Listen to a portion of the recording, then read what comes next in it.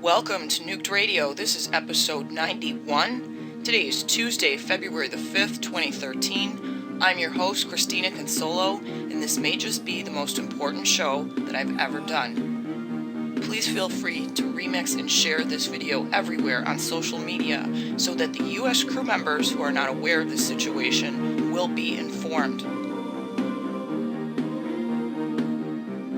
You're going to be hearing firsthand today what it was like to be in the aftermath of the Tohoku earthquake, the Fukushima reactor explosions, and the enormous devastation from the tsunami, and the extraordinary relief efforts that were provided by U.S. servicemen and women that were part of Operation Tomodachi.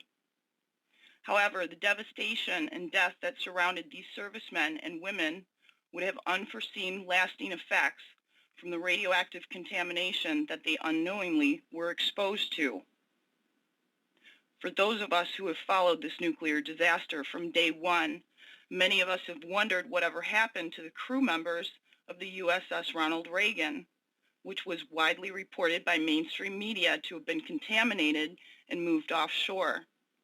Videos were shared where the U.S. Navy sailors were swabbing the decks without protection, and there was behind-the-scenes video of sailors being measured by alarming Geiger counters. However, this was only a very small example of the number of servicemen and women that were exposed to weapons-grade plutonium and a host of other radioactive contaminants, not just for a few hours, but for 80 days during the extent of the relief operation. And it wasn't just crewmen of one ship.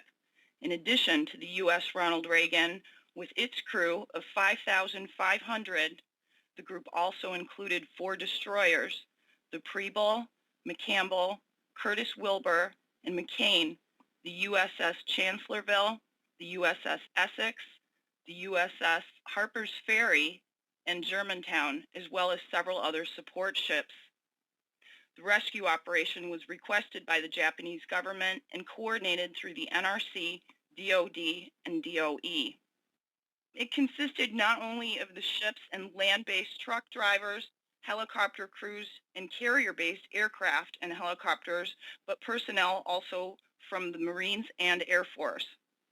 So far, 150 servicemen and women have developed a wide variety of illnesses, which may be from their exposure to radiation that they received during their mission.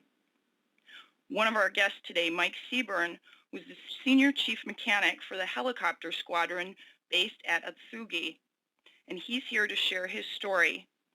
Also with us today is environmental law expert Paul Garner, who filed the lawsuit against TEPCO in San Diego Federal Court, and Carla, one of their sponsors. Welcome to the show, everyone. Nice to be with you this morning. Thank you. How close were you to the epicenter of the 9.0 earthquake? We're about 100 miles off of where the center of the earthquake was. I had spent about 15 years in Japan, so I was pretty used to earthquakes. It was nothing new, but it was bigger than anything I'd ever experienced before. When did you find out about the tsunami and the extent of the devastation? Did you guys hear the sirens from where you were? No, there was no sirens. I was basically sitting at my desk at the aircraft hangar, and the entire world just started flipping around and turning upside down and shaking erratically. After all those years over there, one thing you know is once there's a big earthquake, there's going to be a tsunami, especially, in a place like Japan. So we kind of just braced for it. We didn't know exactly where it was going to hit, but we knew it was coming. How long after the earthquake and tsunami did you find out about the nuke plants that were having problems? Well, that wasn't initially told to us. The first thing, I think it went down on March 11th, and then on March 12th, we basically were pulled in by our commanding officer and told that we're on 24-hour standby notice and that we could leave at any time. And I believe that was, at first they said it was to do relief efforts, but then when the Fukushima plant started acting up, that's when they kind of took a different turn, and all of the fighter squadrons decided to evacuate down to Guam. and it was just us at HS-14 and our sister squadron at HSL-51 that were going to go up to Misawa to take part in the relief efforts. Did you know anything about nuclear energy before this accident? Oh my gosh, no. I knew absolutely nothing about it. So you were the chief mechanic for the helicopters at that base, but they decided to send you for some special training. Can you tell us about that? Yeah, well, once I had been selected for commission to become a limited duty officer, so they kind of realized that an instruction came out and that everybody in Atsugi basically needed to pinpoint a radiation decontamination officer to head up a division that would be in charge of measuring and decontaminating the aircraft equipment and personnel for beta and gamma radiation exposure. So they sent, when we came back to Atsugi, they sent me to a 2-day school, and I was basically told by the nukes that they were going to shove a 2-year nuclear course into 2 days. So that was the training I received. So you learned about the Geiger counters at that time and measuring counts per minute? That's correct. We learned about how to properly measure it, how to properly use our radiacs, how to test them, how to decide whether it's fixed or loose contamination, how to protect ourselves, how to decontaminate, and how to store the contaminated material. What were some of the guidelines they gave you for protection? Like at what point were you guys supposed to wear masks and so forth dealing with equipment? Well, that's a great question, because with the naval aviation, the nuclear radiation exposure has something that we had never dealt with in military aviation. Now, our ships, of course, most of them are nukes these days, but as for the aircraft, we had never flown into a radioactive plume before. So every single day, for the first month, every single day there was a brand new instruction that came out from Big Navy changing the parameters. And it was kind of learn as you go and learn on the fly. And, the next day they would figure out a kind of a safer way to do things or a better way to do things, and they would come out with another instruction. But eventually, it kind of all came down, and it was agreed upon that anything over 100 ccpm, which is corrected counts per minute, which is basically you take the counts per minute that it's reading, and then you subtract it from the air counts per minute, and that'll be your corrected counts per minute. So anything over 100, then you needed to wear gloves, double gloves. Anything over 500, you needed the Tyvek suit and double gloves. And anything over 5,000, you needed a respirator, goggles, Tyvek suit, and gloves. What was the closest point that any of the ships or any of the servicemen or women that might have been on some of these planes or helicopters were to the Fukushima plant?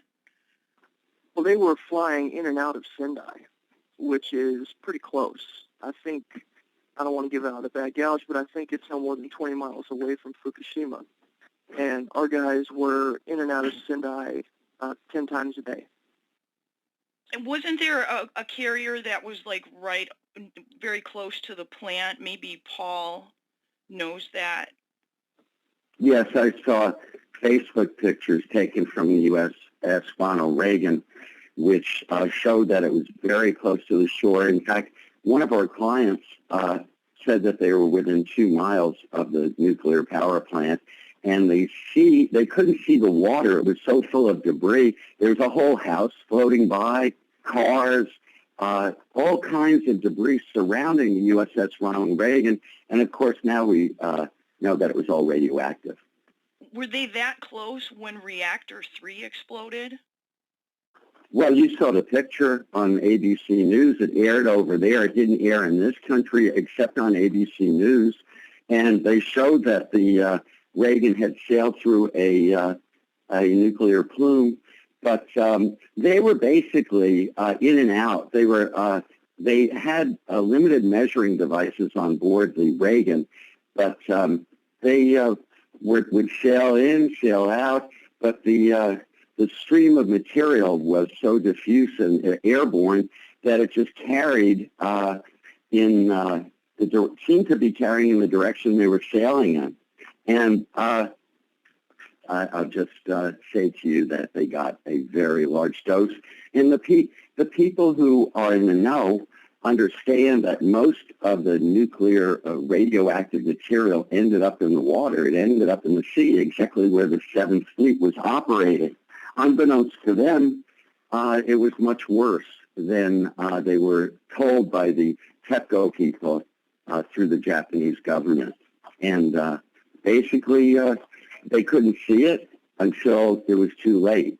And then they realized what they were dealing with, and rather than cut and run, they continued to deliver humanitarian supplies to the affected people of Fukushima Prefecture and others who, were without, the basic necessities of life. In March, it was very cold over there. And in fact, many of our clients were on the flight deck of the USS Ronald Reagan, where the helos would come back in and the jets would come back in, and they had to try to decontaminate them as best they could with soap and water and radioactive water. They couldn't use the water aboard the ship because it was radioactive. They couldn't drink the water. Air became contaminated. They had to batten down the hatches after that, what we saw at reactor below. And it took a while for Captain Burke to get all of the equipment back on board, scrub it up, batten down the hatches, and get out of there. But as you said before, they were sailing around in this for quite some time. We were all under the impression from what we saw in the news here that they were just in and out, but they were going on missions, some of the fleet, like 30 times a day was what I saw, involving 17 tons of food, water, and blankets to people every day. Yes, well, you can imagine in Fukushima Prefecture alone, there were 2 million people, children, women, and it was devastating for them. The tsunami was the second punch. The first punch was the earthquake, which was a 9.0, the 5th largest earthquake in recorded history. So that was followed several minutes later, probably 30, 40 minutes later, by the tsunami. And then that was followed by the release of nuclear material. But the nuclear material had already released within the power plant after the earthquake. That's important. Workers saw cracks in the piping. In the reactor, they saw venting steam coming in there. And nobody told the 7th Fleet. They just said, hey, we got it all under control. I heard from one of the Fukushima 50 last Thursday who was there trying to deal with the situation. And he said in the control room, they didn't know the control room was contaminated. Yet they had one of these devices, that would they'd send in there, with a camera and everything to scope things out. It was total devastation within there. If you can only imagine what the people in the 7th Fleet had no idea of, is that this 20-meter, 100-mile-per-hour tsunami slammed into the power plant and pretty much whipped through the whole plant and knocked out the only source of power, external power to the power plant, which would feed the cooling system. Now, in their wisdom, they had several problems with this power plant in the past. It was an accident waiting to happen. It was built on a fault line. And our case is filed in San Diego Federal Court, and you can check it out on the court website. It's 12 CV, 12 Civil 3032, and you can read the complaint and all the references in there, and it pretty well details the fact that vital information was kept from these rescuers, these first responders who went in there to deliver humanitarian aid. And had they known, I think Mike wouldn't be sitting here with you today describing what he went through, and you haven't even heard, what he's got as a result or what his 10-year-old son suffered from. Maybe we should hear about that. Sure. Mike, do you want to share it with us? I heard you kind of say on the intro that it didn't just last for a few days, it lasted for 80 days. But to be honest with you, we were still dealing with the radiation contamination of the aircraft and the equipment up until the end of this last year. So, so about 3 months ago, these aircraft were still radiated. Did you say till the end of this last year? Yeah, so about 3 months ago, these aircraft were still radiated. Where were they still in Japan, or are they back on this side of the Pacific? Well, they were stationed in Japan. They're still there, but they're actually coming to San Diego next month. The squadron is transitioning, changing platforms from over in Atsugi and coming back over here to San Diego, and then another squadron is taking their place over in Japan. So that was the big push to get those aircraft cleaned of radiation before they were able to come back over to U.S. soil. Do you know anything about that process? How are they decontaminating them successfully? Yeah, I was actually in charge of the process. And, the big issue we ran into, like I said, it was kind of a crapshoot, and everybody was kind of shooting from the hip on the safe and proper way to do these things. And what we would notice was the pretty lengthy instruction came out. Okay, when an aircraft comes back from a flight, take readings with your radiac on these 7 different positions on the outside of the aircraft, on both sides.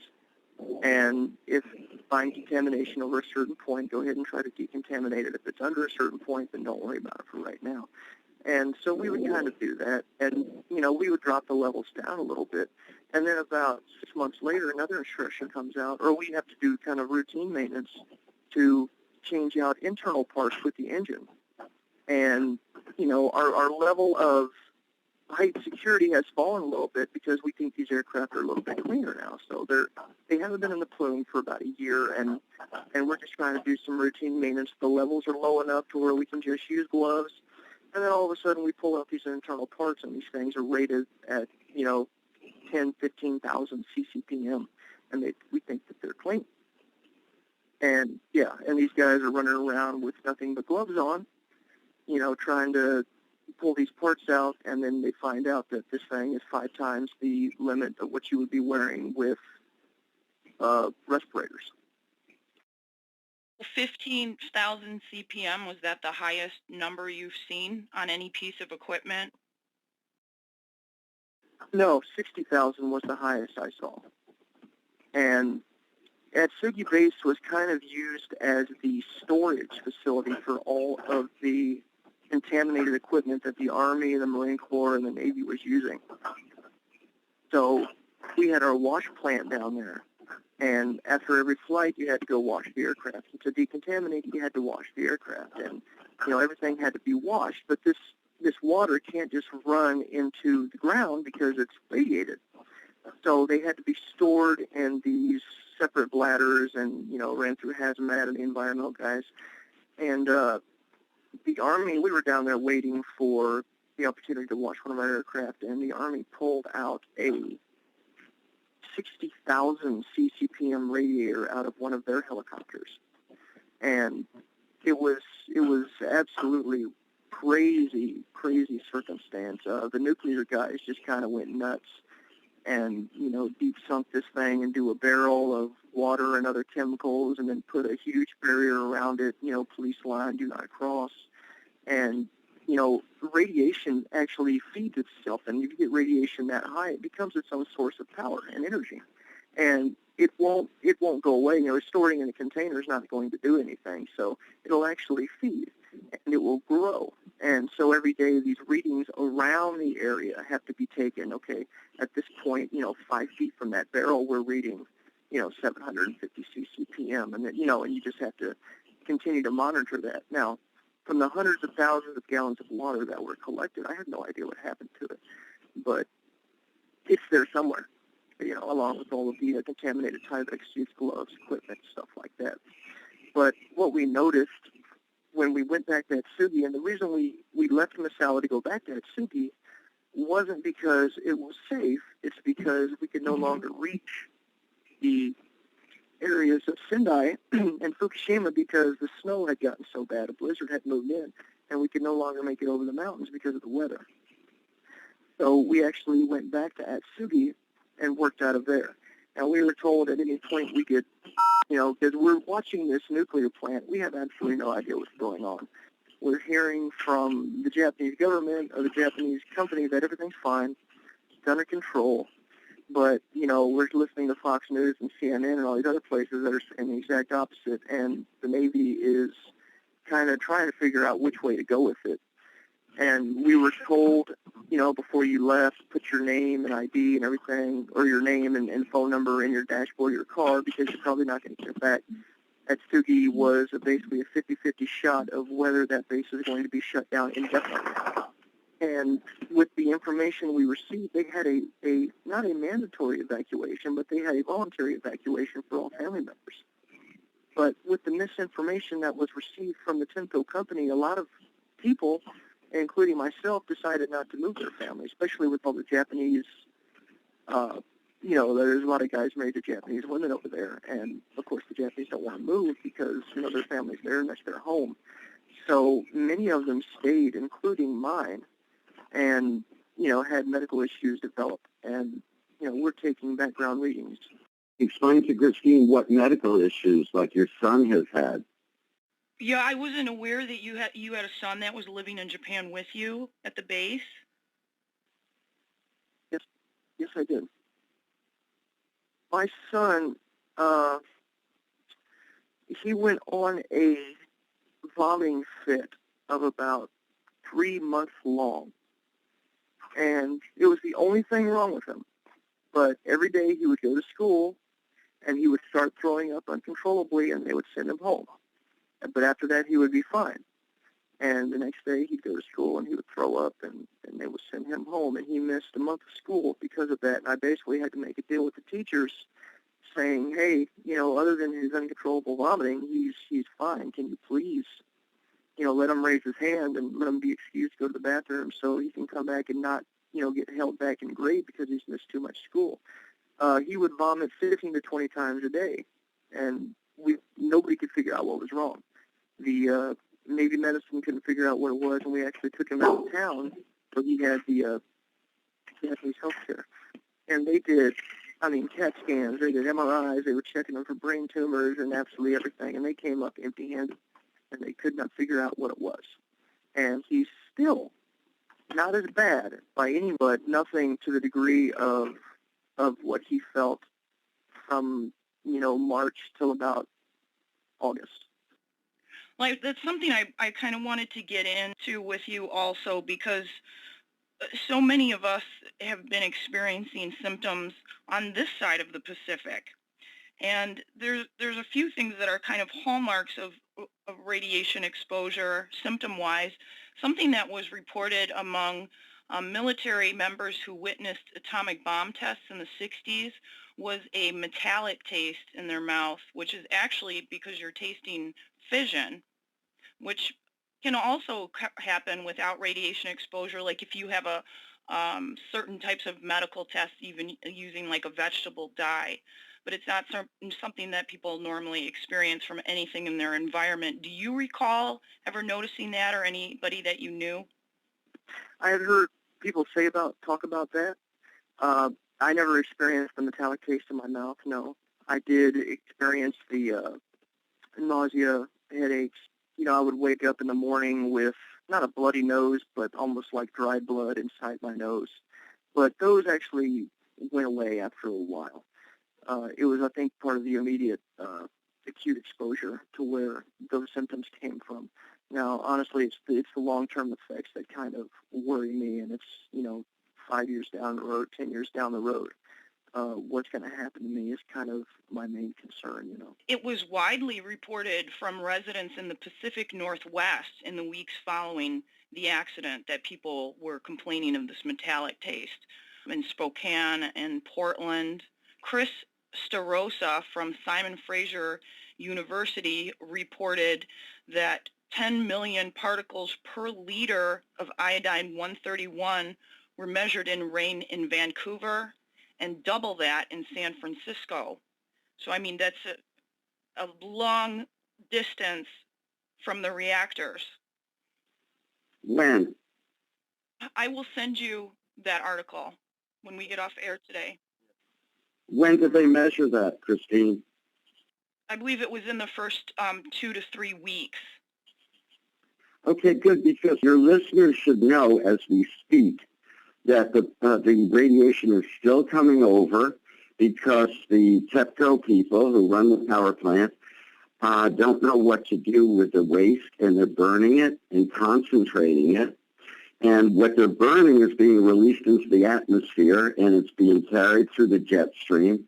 And what they're not burning, they're dumping into the ocean, and it was reported that one of their contractors actually dumped it into a potable water source, a river, not too far from there that people depend upon. So they have 25 million tons of radioactive material, and they've only eliminated maybe 3% of it. So if the beat goes on and business as usual, and people don't raise up and say enough, we're in for what Senator Wyden of Oregon went over there soon afterward on a fact-finding mission. And he came back and he was quoted as saying that what we have here is a disaster of biblical proportions. And he was going to write a letter to Secretary Chu, who was the Energy Secretary, and Secretary Clinton, who was Secretary of State at that time, who, wanted to make sure that we responded to this and tell them, look, you got to do whatever is possible to help the Japanese deal with this situation. And by way of explanation, okay, the case I filed is Cooper against TEPCO. We're suing the Tokyo Electric Power Company that was responsible for operating the power plant, for maintaining a dangerous instrumentality, and permitting the release of this nuclear material, as you described, plutonium, cesium. They have cesium in the water supply in Tokyo right now, and the people there are really in a rough spot. The Fukushima prefecture was known for its peaches throughout the world. Forget about that. They have their products removed from advertisements, from catalogs. They can't sell anything. The fishermen from Fukushima prefecture do not offload their boats there. They take them to other prefectures. The prefecture is like a state. So can you imagine you go from the Gulf where you got poison in the water and you offload it somewhere distant from there and you say, hey, the fish is fine. Guess what? They're not. They're not. It's gotten into the food chain. It's gotten into our air supply. And Senator Bernie Sanders of Vermont urged the Department of Defense to establish a registry. And the doctor in charge of the Veterans Administration welfare, within days of March 11, 2011, urged that a registry be created to track the 70,000 military personnel and support personnel and their families who were exposed here. And they started this. Christine, 70,000 and support people. 70,000. And they evacuated many of them out of there. But here's the thing. The DOD on their website had this Operation Tomodachi registry, which they said was going to be completed by the end of last year. At a meeting on Thursday in Scottsdale, Arizona, I asked Dr. Stephen Rademacher, who's with the Airforce, who was flown there by the DOD, will that registry include all of the people in the 7th Fleet who are on the vessels that you described? And he said yes.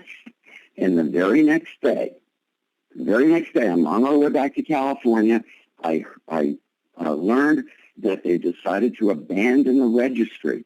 after these experts came to this meeting and said it's a lot easier to track people prospectively. You know where they were. You know what doses they may have been exposed to. You can get their medical records and you can follow them 5, 10, 15, 20 years into the future and make sure that they're getting proper care. And the Defense Department has abandoned that. They've let these people are left with no recourse except through this non-governmental lawsuit that we filed, which we're going to include all 70,000 in and toll the statute of limitations by March 11th of this year. It's 2 years since this has happened. And if the government is broke and they can't afford to help those who they train and send on a $4 billion vessel, the USS Reagan. And listen, I saw the Reagan last year. It's up in Bremerton, Washington in dry dock. It's been there for a year. They cannot get the radiation out of it. And it's come to my attention that some of the workers up there are experiencing symptoms just by reason of the fact that they had to work on the ship that's there. So it's not going to go away. And I would share with your listeners the fact that it's come to my attention. They can check this out on Bloomberg News, January 24th of this year. Former TEPCO chairman said question in Fukushima legal probe. Suneisha Katsumata, who served as chairman of the power company known as TEPCO until June of 2012, was interviewed by investigators probing alleged professional negligence resulting in deaths and injuries connected to the accident. Kyoto reported today. That's their news agency. So by June, they expect to release the results of their investigation. I suggest don't hold your breath, because the government of Japan campaigned, the present government of Japan campaigned on the promise to restart all 50 nuclear reactors throughout Japan. There are only 2 in operation today. They want to start this Fukushima reactor plant, although 3 of the reactors have melted down, and they use seawater in order to cool them and cool the spent fuel rods and let the seawater run back into the ocean. But guess what? You don't have to be a rocket scientist or an engineer to know that if you pour salt water on metal, it's going to corrode. This reactor is over 25 years old. It's reached its life expectancy, as have all of the others, the GE reactors and Toshiba maintained reactors throughout Japan. They don't want to take them out of service because they want to keep using them to boil water, to generate steam, to make power. And they're going to put them back online, and we're all in trouble. And not only that, they have a deal in the works where they want to buy new reactors to put in there. They don't have enough. They don't have enough of them. So understand this. Japan, there isn't a place that isn't on a fault line there. And they're right now, the TEPCO people are buying coal, they're buying oil in order to generate power. It's too expensive for them. It's all about money, money, money. Instead of encasing the spent fuel rods that they stored on the upper deck at the power plant, they had to call in fire engines to hose them down to keep them from basically melting down and releasing more plutonium, even though the fuel rods are quote-unquote spent. Just like Mike described, the radiation keeps coming, keeps coming. All they can do is encase them in cement. It costs $1 million per rod, and they don't want to spend the money. And like former Mayor Ed Koch of New York said, piggy, piggy, piggy. I don't know that there's going to be much change unless it occurs from the bottom up, because from the top down, we have a situation where our government, just as the government of Japan, is captured by an industry that's a multi-billion-dollar industry. And We're not fighting to shut down all nuclear power plants. That's not our goal. But for God's sakes, if you're going to operate something, do it in a reasonably safe manner. If you have problems, realize you have problems and address those problems. You know what I asked the representative of TEPCO, who they sent to this conference over in Scottsdale? He was one of the Fukushima 50 who was sent in there. They sent him in. It was like a story that you'd hear from a victim, showing slides of the devastation and everything, and saying, I don't know if I was going to live because the radiation levels were so high in there. So they send in another rescuer, so to speak, and they don't expose their higher-ups who run the show, who they were supposed to produce from their office on L Street Northwest in Washington, D.C., where they maintain a site where they lobby the Hill, and they have an office in London, England, a big international company, and it's run by people who really don't care except about the bottom line.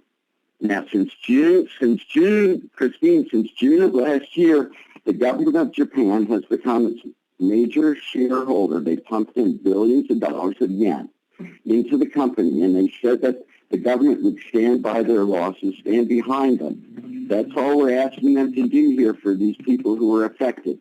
Now I have over 150 people who were young, who had no problems before, who were like in their early 20s, who were cleared to operate billion-dollar equipment and be our first responders and protect us from the bad guys.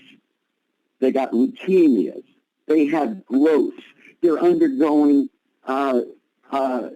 surgery to remove lesions in their brain.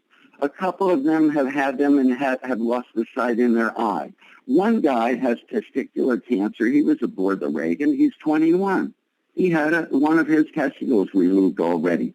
And you know what their talking points are? The TEPCO people and those in power. It's all low-level radiation. Nothing to worry about. It's too little to worry about. You don't teach us.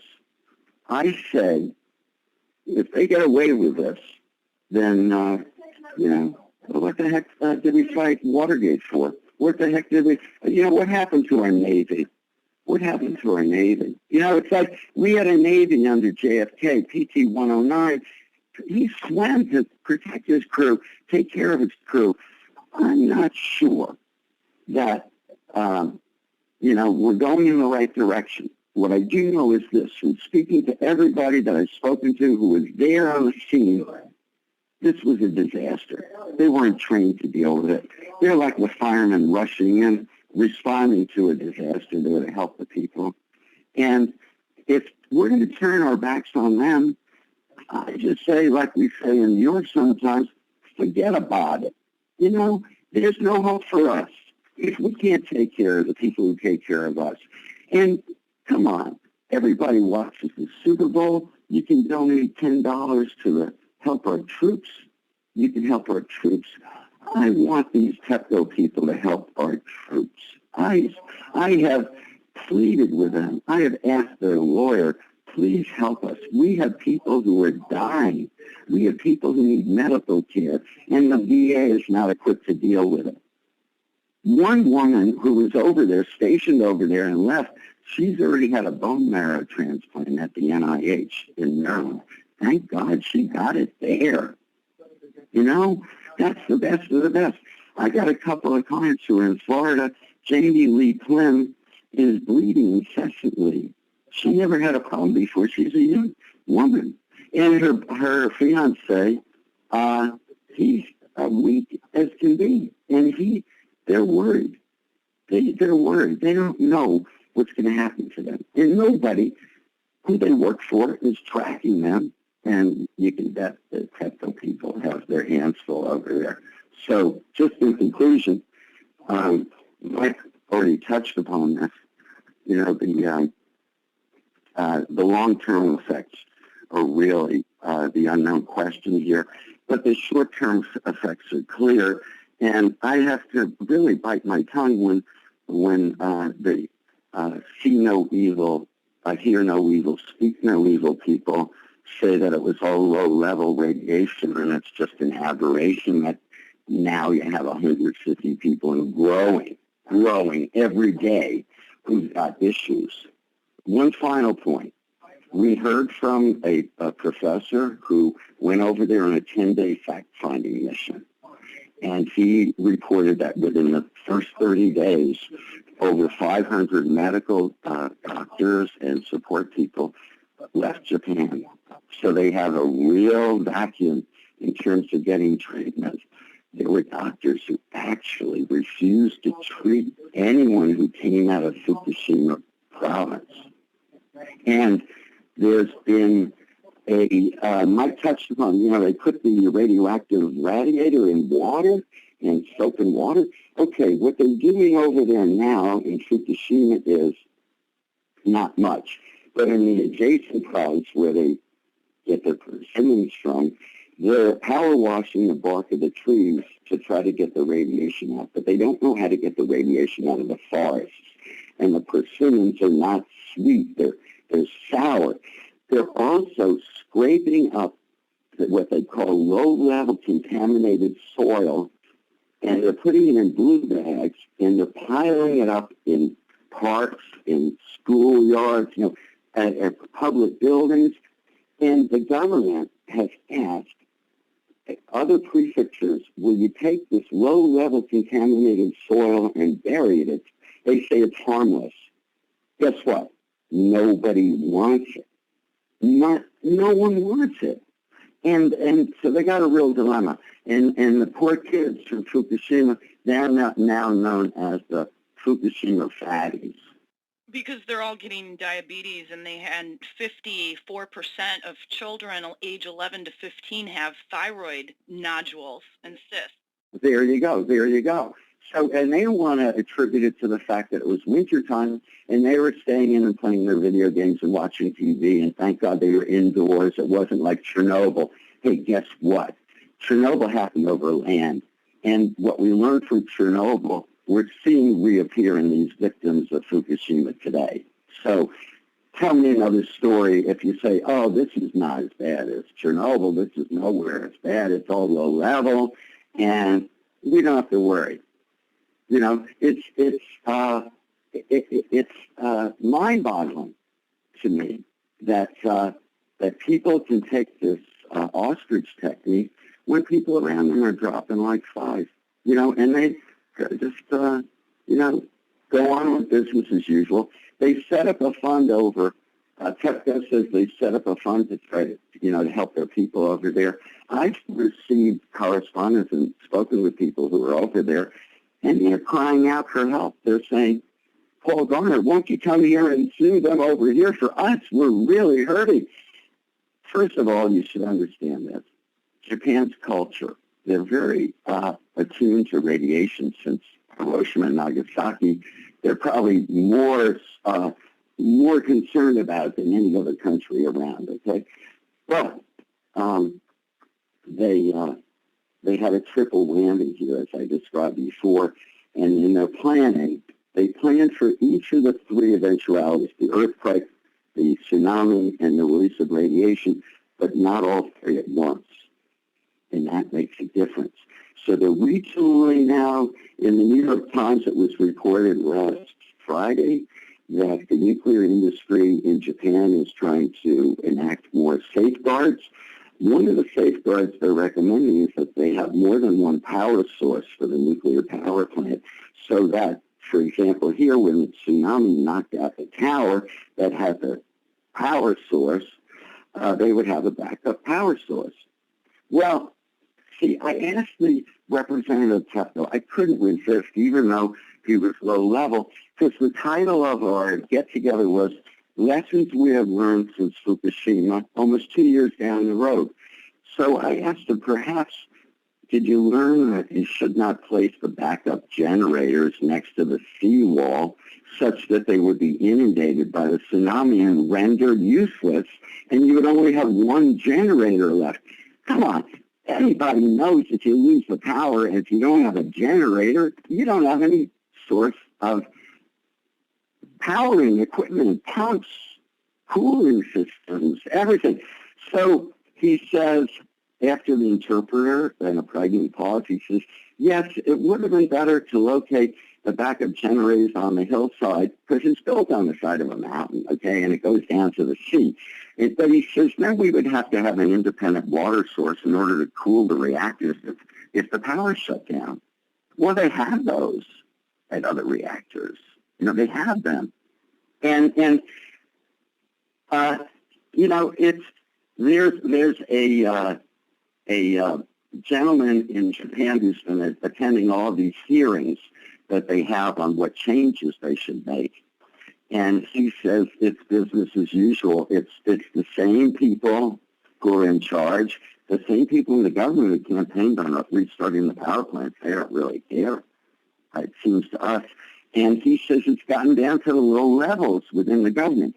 So what we learned was just south of the power plant, they have J Village. And this is an assembly place where they fly in all the dignitaries. They had the TEPCO, all the people who were making decisions in the nuclear industry there on how they should deal with things. So can you imagine, you know, the horse is out of the barn, and they're letting the person who let the horse out of the barn fix things. They brought in a new spin doctor named Barbara Judge. This was reported by Catriona Davies today on CNN. She is a 66-year-old lawyer and businesswoman with dual British and American citizenship and has been called in by TEPCO to help relaunch Japan's nuclear power program. She visited Fukushima on Saturday and said that she was full of hope and enthusiasm, not despair. She was amazed at how much work had been done to clear up the site and had high aspirations to make the site the safest in the world. You brought up an important point about Senator Wyden, because it took him 14 months to go over there and see what was going on to begin with. And when he came back, you know, his letter made the press. Nothing has really been done since that time. That was in April of 2012 that he came back from that trip and sounded the alarm. All they've done is remove 2 rods from the spent fuel pool, and they started to assemble what I call the monkey bars over reactor 4 to help get the rest of the fuel out. We know that there were several fires in that pool, that the integrity of the cladding and the materials of those rods is going to be disrupted from those fires. They're not going to be able to just pull them out like the first 2. And there's 1,565 fuel assemblies. So, I mean, that's still one of the most important aspects of what's going on over there is the reactor 4 situation. The building is still leaning. The seismicity of the building has been rated at a 0.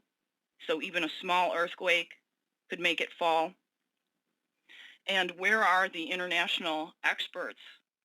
Shunned, pushed to the side, like they want to paint them as being crazies who are lunatic fringe, who are alarmists, like global warming alarmists. You know, yeah, come on, it's not so bad. It's all low level. Christopher Busby, he's over in England.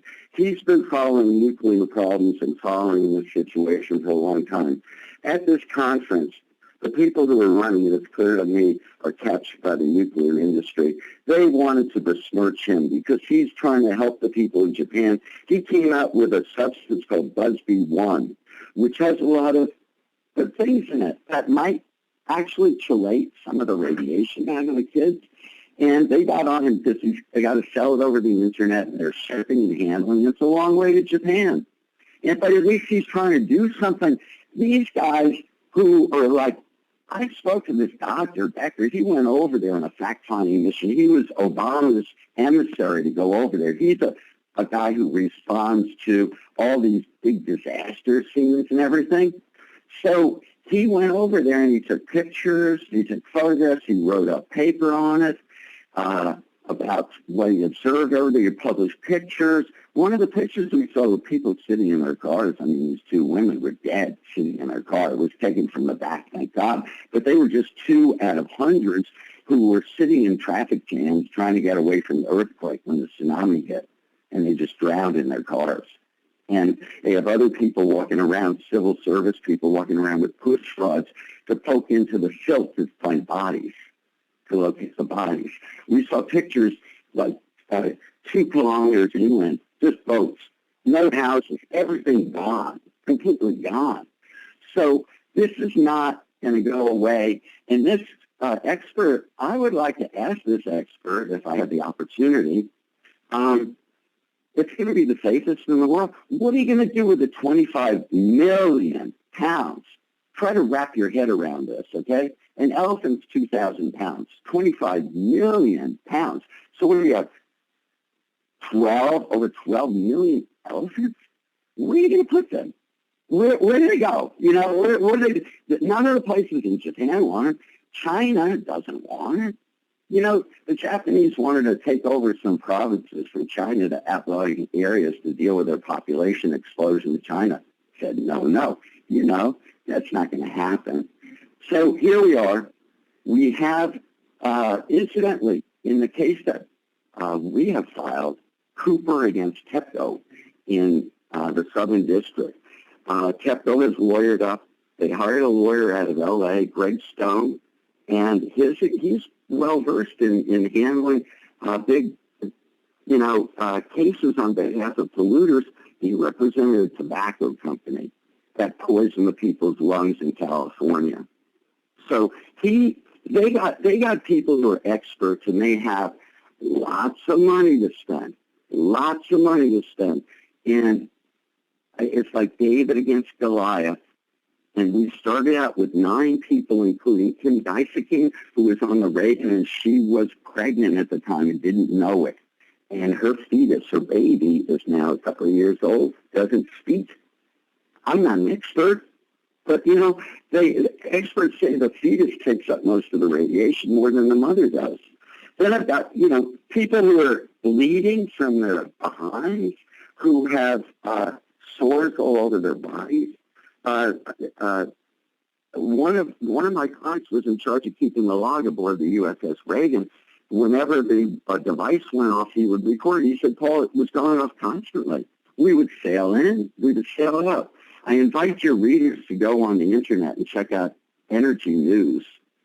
There are some good articles on there and some interesting references that try to point out the truth. And Christine, you asked about international scientists. They're contacting us. They're contacting us. They want to help us. Former nuclear experts, whistleblowers from 3 Mile Island, people who are familiar with Chernobyl, who've studied it for years, and they're not captured by the industry, and they're not going to make beaucoup dollars by coming out with some, whitewashing. I'll send, it'll be another Warren report. You know what I mean? We don't need that. We need the truth. We need it now. And my people, I started out with this small group only. I wasn't seeking to represent hundreds. That wasn't our mission. We wanted to investigate and find out from witnesses who were there and who knew what was happening. And the floodgates have opened. They're all climbing on board. There's no help offered to them. Much as I'd like to, the VA is not equipped to deal with these issues. And the familiar story I hear over and over again from those who are out or those who are in, who got treated at the VA, if they or their wives happen to mention to the doctor, I was at Operation Tomodachi, Operation Friends, off Fukushima, and I haven't felt these symptoms before. Now I got them. Do you think it's related? I'm not sure. I don't know. We'll get back to you on that. How can people contact you if they're just learning about this case and maybe they were serving in the military in that capacity and maybe experiencing symptoms now? We're trying to set up a website so that people can go to that, and it's in progress.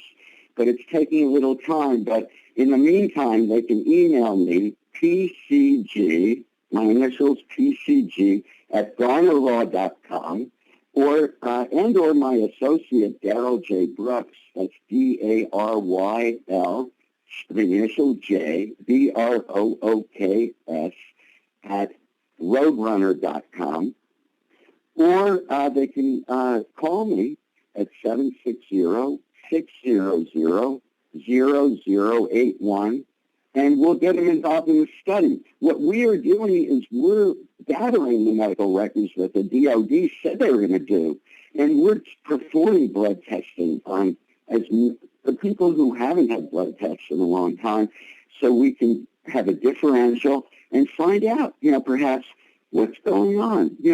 It's not normal to have a white blood count of 40,000. And it's not normal when you're a young guy to pass out at work and have to be taken to the hospital.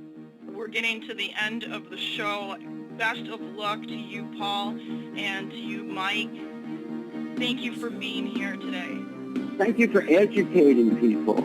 All we want to do is let them know what's going on. Nobody seems to be aware of this situation, and it's time that they became aware. Thank you. Thanks for being here, and we'll share this information far and wide. We'll put all your contact information underneath the video when it gets uploaded to YouTube. Best of luck, and feel free to come on anytime if you want to update us on the situation. Cheers. Share love, caring, and concern for your fellow man, and stay safe, everyone. がんになりませんっていうのを報奨できますか？ごめんなさい。ごめんなさいは足りない。はっきり言ってください。言えない。確率論だから。絶対ということは誰も言えない。絶対安心ということは誰も言えない。しかし、安心してくださいとお願いできる。ここは大事です。命令もできなければ 100% いう科学はありません。必ずエラーが起こります。